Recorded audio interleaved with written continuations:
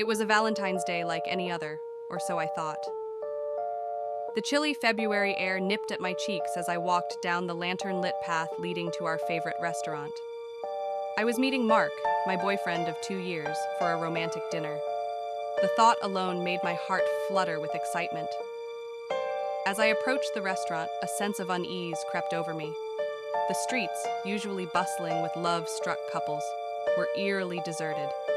The glowing lights from the restaurant windows felt like the only source of warmth in the frigid night. I shook off the feeling, attributing it to the nerves of the special night. Upon entering the restaurant, I was greeted by its cozy ambiance. Mark was already there, his smile warming me instantly. Dinner was perfect, candlelight, exquisite food, and the soft melody of a violin in the background. We laughed and talked, losing track of time. It was as if we were the only two people in the world. But as the night drew on, the strange unease returned. It was nearing closing time, and the staff began to usher out the last few patrons.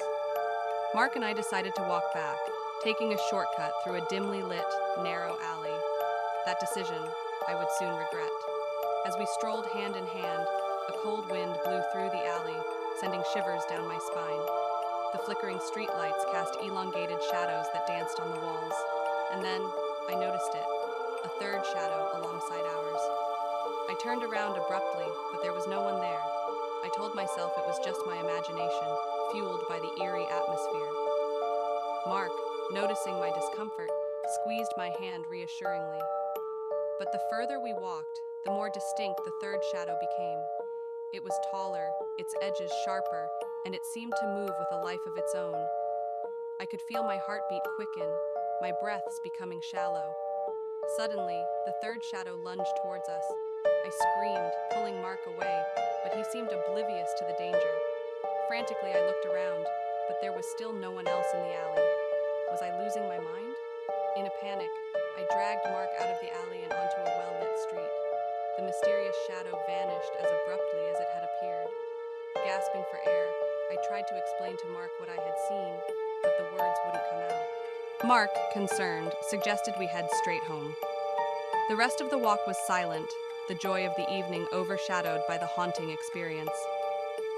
When we reached my apartment, Mark insisted on checking every room, making sure we were alone. His concern was comforting, but it couldn't erase the lingering fear. That night, as I lay in bed, the image of the shadow haunted me. I couldn't understand what it was or why it had targeted us. Was it a trick of the light? A figment of my imagination? Or something more sinister?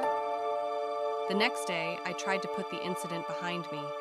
But deep down, I knew that Valentine's Day would never be the same again. The memory of that third, uninvited shadow would always lurk in the back of my mind, a chilling reminder of the night when something unseen walked beside us.